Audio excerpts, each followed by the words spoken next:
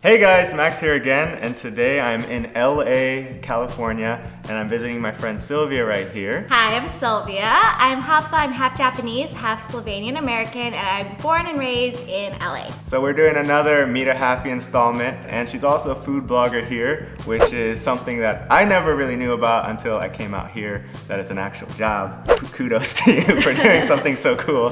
And anyway, I wanted just to interview her today, and we'll see what it's like for her experience being half Japanese and being a food blogger. First question, you're born in LA, but like where in LA were you born? I was born in Torrance, California. So Torrance is in the South Bay, which is by the beach. Torrance has a high population of Japanese people. We have Honda headquarters, we had Toyota headquarters that just got moved.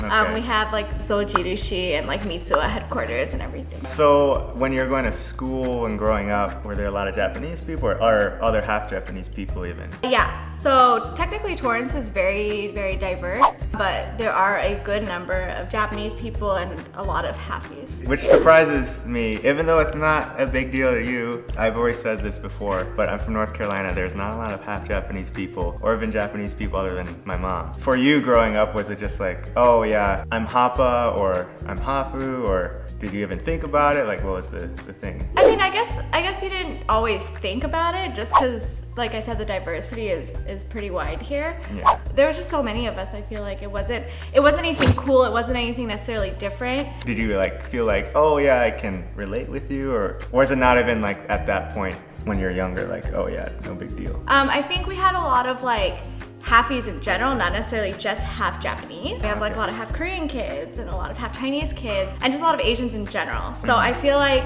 as far as like identification, right, as like self-identification, it's a lot more open, and I didn't feel like I had to necessarily fit in. So if I met another Hapa person, yeah, I identified with them. So I'd be like, oh, you're half too, it's cool, but it's not like you feel like necessarily like as clingy or like as much of a connection just because of their Hafu, you know what I mean? I am Hafu, and I feel like I identify as being half, but I mostly identify with my Japanese side, which wasn't necessarily a big deal ever, because people, even though I look very white, I like am a white looking Hafu, right? But I still identified as being Asian just because I'm from a very Asian heavy area, I think. Yeah. And they never really questioned it. Did it happen until I got older? People were like, oh my gosh, like you're Asian at all? That's so weird. They didn't question it when you were younger? No. I would say people like in LA and like friends. Okay. Like if you ask any of my friends, they'd be like, oh, she's just Asian. But it wasn't like anything like negative. It was just like, oh, no, I didn't know. Definitely no negative. I feel like being Hafu was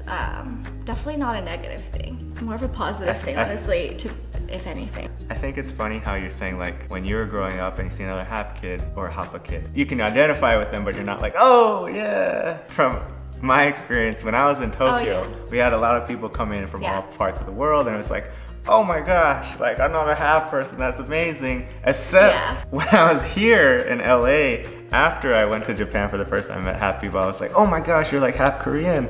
And like the person, I was just some random person, and she was like, yeah. Like, stop, who is this weirdo? I think it was a little embarrassing. Yeah, no, that makes sense though. But I feel like my experiences here and in Japan are very different.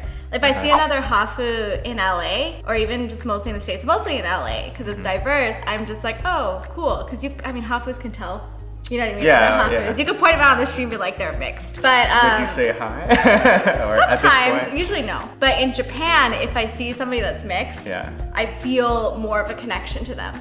Like I want to go say hi. Why is that? Because it's different there. I'm much more considered an outcast in Japan than I am in the States. It's almost like, although when I'm just speaking from my experience in Japan, like you are slightly more inclined if you see someone non-Japanese looking to talk to them anyway, because you're like, okay, they're international, obviously.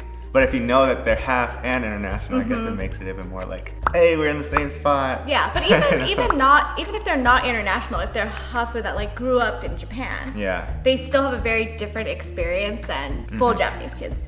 I wanted to also switch gears, and we're talking a lot about you going to Japan and stuff like that, but was that something that you were doing basically from when you're young to now, you're always going to Japan and you're always connected to your Japanese side? Yeah, I would say I'm more connected to my Japanese side in Japan than I am with like my white side that's like living around here. I have family in Slovenia. We still keep in contact with them, but I'm third generation Slovenian. So all of like my immediate family is here. But in Japan, my mom is the one that moved from Japan. She's the only one from the family that's here. So we would go back to Japan really often.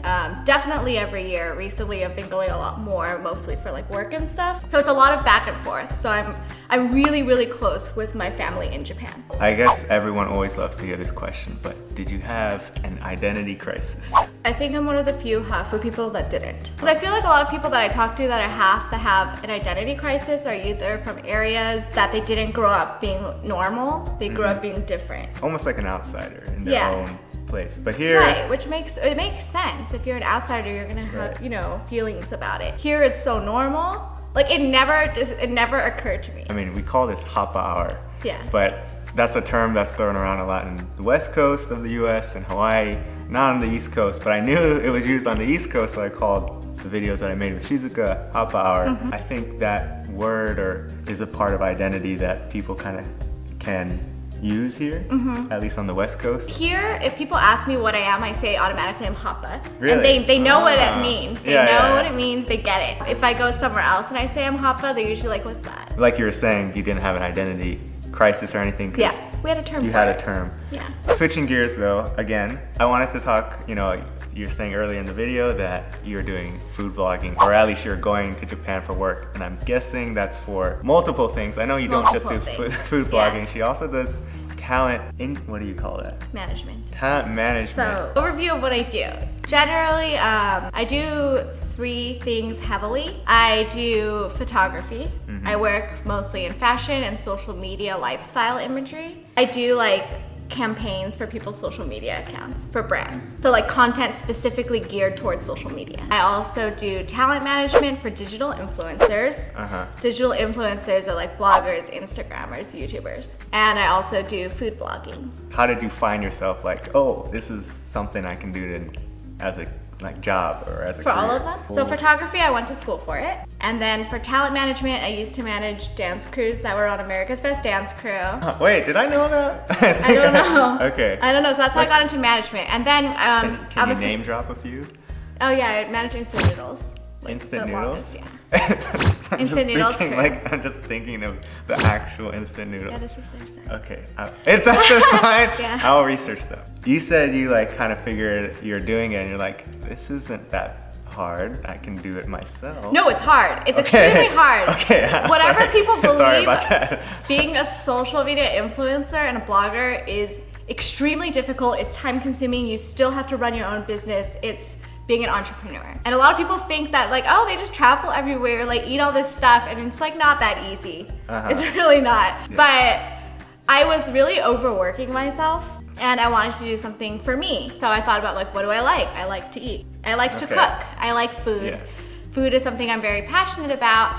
And I also have so much experience with photography and management. And I was like, what can I do with it? So I decided to start my own food blog, my own food brand, basically. Oh. So I combined everything that I did for work and liked to make it. I want to post places that I think are good. Not necessarily places that just give me free food. So like, sure, I'll just post it, you know? I post a lot of Japanese stuff because that's what I'm most knowledgeable about. So I feel like I'm like slowly shifting my focus more in that direction. Yeah, I feel like it's a lot more like completely. informative for people and opening their minds up to something that they're not used to. And I am a firm believer that you can do whatever you want to if you just work really hard. Really hard? Like it's not easy. How hard? But I also get to work for myself and work in social media, which a lot of people I guess don't think that they can do, but you can. And yeah, just as long as you work hard, stay true to your vision and what you want to do, because especially in the entertainment industry, it's so easy to get sidetracked and do what other people want you to do. People are going to tell you, oh, you're not good enough. You're not doing this right. You have to do it that way. Like no one wants to hear your voice. But honestly, people want to relate to you. And I think this is almost in anything. People just want real connections. And I think if you stay true to yourself and just go in with what you know best and what you want to say and just stick with that, then the right people are gonna find you. That was so good. See, she thought she couldn't give good advice. Good. Yeah. Hopefully it helps somebody. Oh. Yeah, so good. Okay, so I'm gonna do something different for this video for a closer though. We're gonna play a game. Woo! It's one round of Shiritori. If you don't know what that is, then... I'm so bad at Shiritori. Okay, good. Then I'll win, hopefully. No. Loser has to eat wasabi and natto, which is gonna be terrible. It's gonna be delicious. Oh, dang it! I always put the hot Why? mustard in my Why? wasabi. It's Okay. the same thing. Okay, I just don't want to lose. Anyways, if you don't know what Shiritori is, it's a game. You can watch some of my other videos on Shiritori challenges, which have been very good challenges. They're fun. Yes. Watch them. And now you're gonna get to partake in one of these. Oh, I'm so bad at this game. Okay, so we're gonna do it. Start! Ika. Kaeru Rusu. suika. Kaban. So easy. Kaban? No, you literally. I didn't say that. You said kaban. No, I said kaba. Kaban. You just stopped. I stopped, which is luckily a word. We're back. We're back with I made natto. natto. And wasabi. Can you see how much wasabi I put in? Oh, it's green. It turned to It's green. green. It looks like It snot. turned to green. This is so gross. It looks like snot. It's food blogging, guys. Yeah. You should put this on your Instagram. 3, 2, 1. Oh, she's so fast. It's good. What? There's no way. There's It's no so way. good. You want to try it? No, I don't. I'll eat more of it.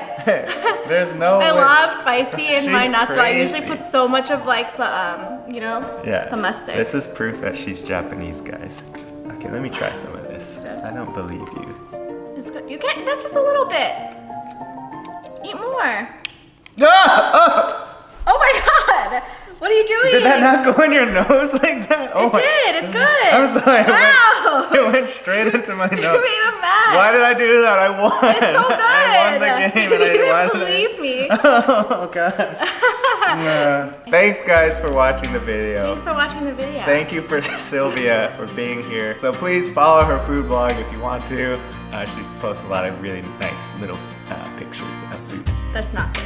That's It's good food, I promise. better than this. And she has a YouTube channel, I'll link to that. Okay guys, thanks again for watching and we'll see you in another video. All right, bye-bye. Bye.